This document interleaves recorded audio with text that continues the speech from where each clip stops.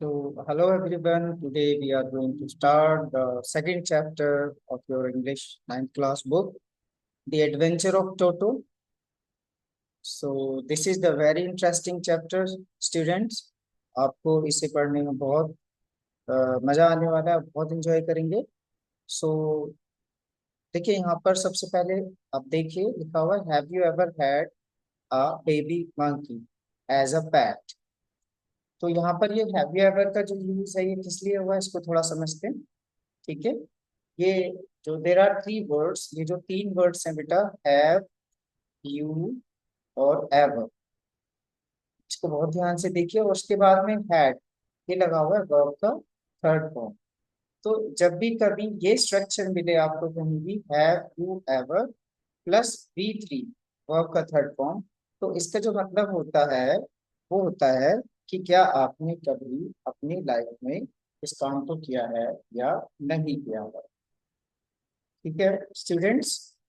अगर कहीं पर भी आपको ये स्ट्रक्चर मिलता है, हैव यू एवर का मतलब होता है कि क्या आपने अपनी लाइफ में कभी इस काम को किया है या नहीं किया है. जैसे for example, have you ever had a baby monkey, क्या आपने कभी बेबी मंकी रखा है. और दूसरा हम कह सकते हैं have you ever visited Mumbai, क्या आप कभी मुंबई गए हैं. या फिर कुछ खाने पीने के लिए भी हम क्वेश्चन बना सकते हैं, have you ever taken vada pav, क्या आपने कभी वड़ा पाव खाया है. तो जब आप इस तरह से क्वेश्चन को बनाते हैं तो उसका मतलब होता है कि सामने वाले से आप उसका एक्सपीरियंस पूछ रहे हैं कि आपको इस काम को करने का एक्सपीरियंस है या नहीं है. तो द एडवेंचर ऑफ टोटो में have you ever had a baby monkey से हमें पता चला कि जो नरेटर है वो ये पूछ रहा है कि क्या आपने भी कभी किसी बेबी मंकी को एज अ पेट रखा है या नहीं रखा. आगे बोलता है Toto is a baby monkey, let's find out whether he is mischievous और डॉसेल. तो यहाँ पर देखते हैं जो कहानी हमारी स्टार्ट होती है गाइस, वो ग्रैंडफादर से होती है. तो grandfather bought Toto from a tonga driver from the sum of 5 rupees. तो यहाँ पर वो क्या कहना चाह रहा है, जो नरेटर है हमारा, वो ये कहना चाह रहा है कि दादाजी ने बॉट मतलब खरीदा था, टोटो को खरीदा था in the sum of 5 rupees, मतलब 5 रुपए में. ठीक है. उसके बाद देखिए the tonga driver used to keep the little red monkey tied to a feeding trough. अब यहाँ पर देखिए कुछ चीजें समझते हैं हम. टांगा ड्राइवर मतलब तांगा चलाने वाला. अब ये जो यूज टू आया है स्टूडेंट देखिए, यूज टू के बाद में वर्ब का फर्स्ट फॉर्म लगा हुआ है. इस चीज को थोड़ा सा हम यहाँ पर समझते हैं. यूज टू प्लस V1, यानी कि जब भी कभी हमें अपने पास्ट का कोई रूटीन बताना है या किसी और के बारे में कोई पास्ट का रूटीन बताना है. देखिए यहाँ पर सबसे पहले लगा हुआ है टोंगा ड्राइवर. तो यहाँ पर जो रूटीन है वो किसके रूटीन वर्क की बात हो रही है पास्ट के बारे में, टोंगा ड्राइवर की. तो जो तांगा ड्राइवर था यूज टू कीप, उसको रखा करता था द लिटिल रेड मंकी को टाइड, बांध कर, to a feeding trough. Feeding trough मतलब खाना खिलाने के बर्तन के साथ में. तो यहाँ पर जो ये जो सेंटेंस है students, use to action, action मतलब की, यहाँ पे एक्शन आ रहा है. तो अगर आप कभी भी ये बोलते हैं आई यूज टू एक्शन, तो आप क्या बताना चाह रहे हैं कि पास्ट में आप उस काम को किया करते हैं. जैसे अगर मुझे ये बोलना है कि मैं पहले दिल्ली में रहता था या मैं पहले दिल्ली में रहा करता था, तो इसके लिए मैं बोलूंगा I use to live in Delhi, I use to live in Delhi. या फिर अगर मुझे कहना है कि पहले मैं साइकिल चलाया करता था, तो I will say I use to ride bicycle. I use to ride bicycle. तो गाइस यहाँ तक क्लियर हो गया होगा बच्चों सभी को, आई होप।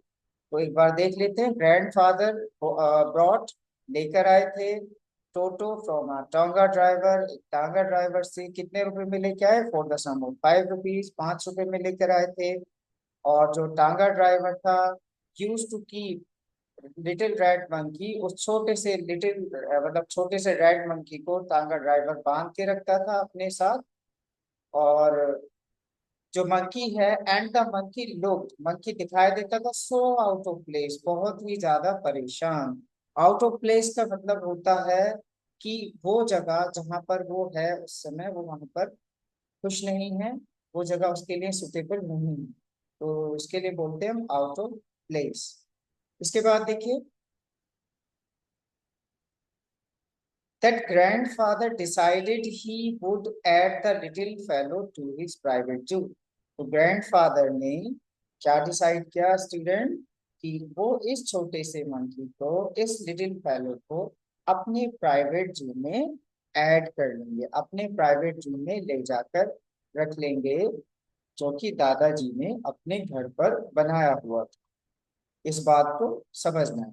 तो यहाँ से हमें क्या समझ में आता है स्टूडेंट, कि दादाजी का ऑलरेडी एक प्राइवेट जू था जिसमें पहले से ही कुछ पेट एनिमल्स थे।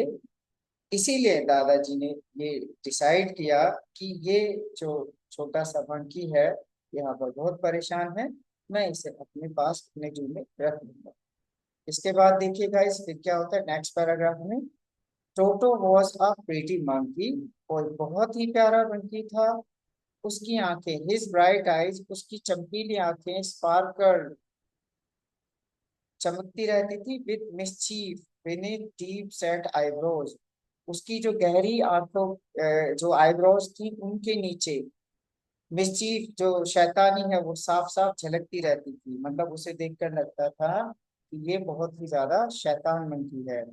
एंड हिज टीथ, और उसके दांत जो थे, विच वर अ पर्ली टीथ, जो कि मोतियों के जैसे चमकदार थे। पर्ली वाइट मतलब मोतियों के जैसे white. Were very often displayed in a smile that frightened the life out of elderly Anglo-Indian ladies। कहने का मतलब ये है, नरेटर कहता है कि जब वो स्माइल करता था और अपने वो मोतियों जैसे वाइट दांत दिखाता था स्माइल करते हुए, तो बहुत बार जो elderly Indian Anglo Indian ladies थी वो बिल्कुल डर जाती थी, बिल्कुल उनकी जान निकल जाती थी। अब यहाँ पर आपके मन में क्वेश्चन हो सकता है कि एंग्लो इंडियन लेडीज किसको कहा गया है? तो एंग्लो इंडियन लेडीज जो कहा गया है प्यारे बच्चों, वो कहा गया है उन लेडीज के बारे में जिनके पेरेंट्स तो इंग्लिश थे, इंग्लैंड से थे, और जो लेडीज थी वो इंडिया में रह रही थी, वो इंडियन थी। तो कोई भी इस तरह का जो व्यक्ति है जिसके पेरेंट्स विदेशी हों, इंग्लैंड में रहते हों, और जो वो व्यक्ति है वो इंडिया में रह रहा हो, तो उसको एंग्लो इंडियन हम कह सकते हैं।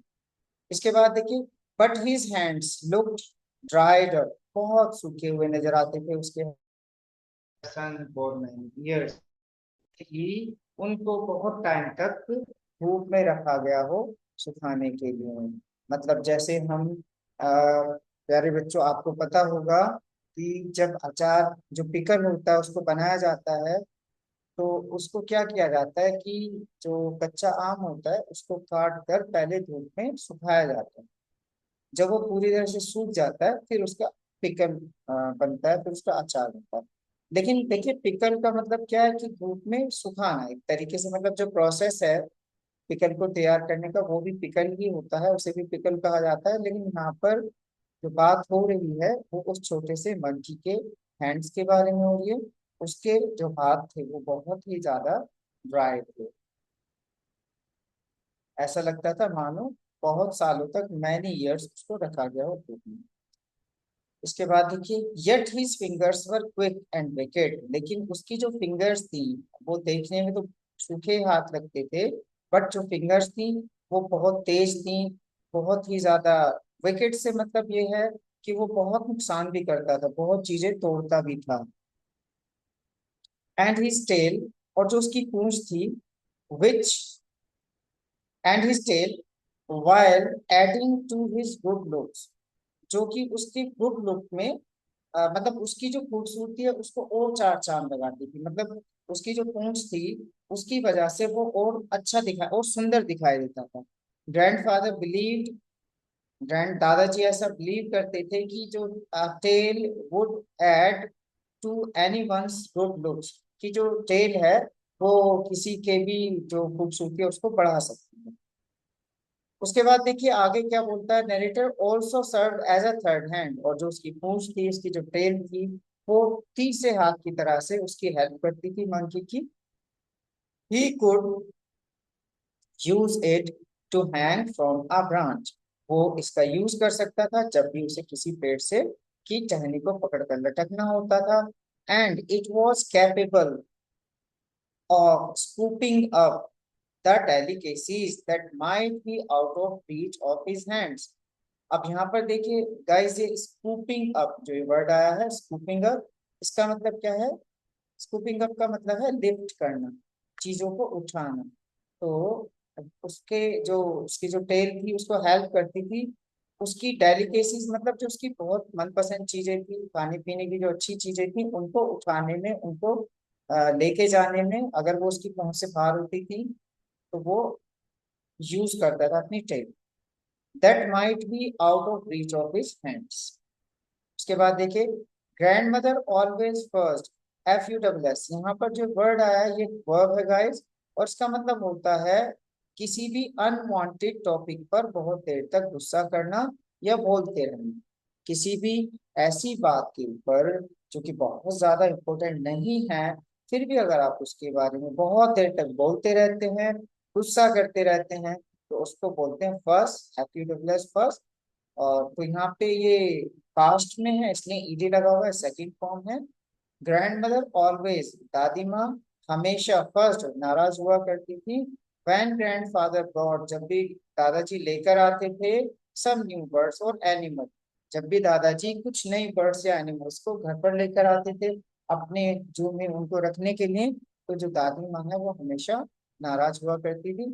So it was decided that Toto's presence should be kept a secret from her until she was in a particularly good mood।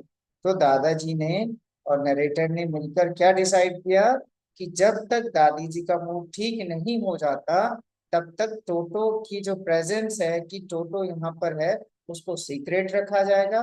टोटो को दादी माँ के सामने नहीं लेके जाएंगे, बिल्कुल उसको छिपा कर रखेंगे। अब देखिएगा इसे क्या करते हैं, उसको छिपाने के लिए एक जगह का जो है एग्जाम होता है। सो वो जगह जो होती है वो कौन सी जगह होती है? यस, ग्रैंडफादर एंड आई मतलब जो नरेटर है वो बोल रहा है कि मैंने और दादाजी ने मिलकर, हम दोनों ने उसको एक लिटिल क्लोसेट, एक छोटी सी स्टोर रूम जहाँ पर कपड़े आदि को रखा जाता है, और उसका जो दरवाजा था वो एक इनटू माय बेडरूम वॉल, उसका जो दरवाजा था वो नरेटर के बेडरूम वॉल में खुलता था। इसके बाद देखिए, तो इन्होंने यहाँ पर इस मंकी को रख दिया है जिससे कि दादी में देख ना ले। फिर ये आगे बोलता है कि where he was tied securely, जहां पर इसको बहुत ही अच्छे से बांधा गया। और सो वी थॉट, और सो वी थॉट मतलब और ऐसा हमें लगता था कि हमने इसे बहुत सिक्योरली बांध दिया, बहुत अच्छे से बांध दिया है। To a peg fastened into the wall, एक पैग मतलब एक हुक के द्वारा उसको फैशन मतलब बांध दिया गया इनटू द वॉल, और ये जो पैग था ये सॉकेट की हेल्प से वॉल में लगा हुआ था।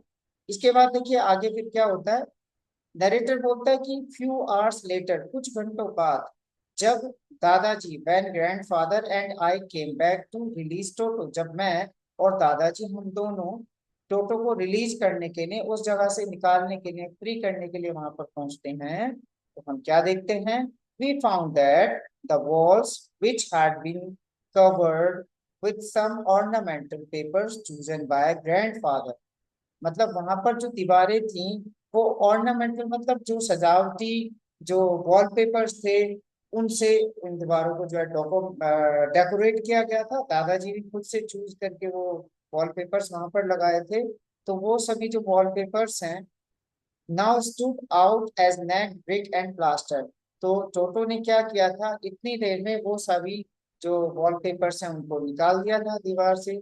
और अब दीवार जो थी वो विदाउट प्लास्टर थी, ईंटें उसमें नजर आ रही थी, और सारे जो वॉलपेपर्स हैं वो भी निकाल दिए थे टोटो ने।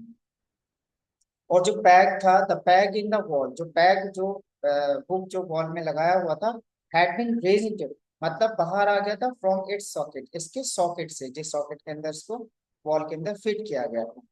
और नरेटर बोलता है, and my school blazer which had been hanging there, मतलब नरेटर के स्कूल का जो ब्लेजर था वहां पर टंगा हुआ था, वॉज इन श्रेड्स, वो भी छोटे छोटे टुकड़ों में फटा हुआ था। I wondered what grandmother, मुझे I wondered what grandmother would say, मुझे ये था कि अब दादी माँ इस सबको देखकर क्या कहेंगी। But grandfather did not worry, लेकिन दादाजी बिल्कुल भी इस बात को लेकर परेशान नहीं थे। ही सीम्ड प्लीज विद टोटो, वो टोटो के इस परफॉर्मेंस से खुश नजर आ रहे थे।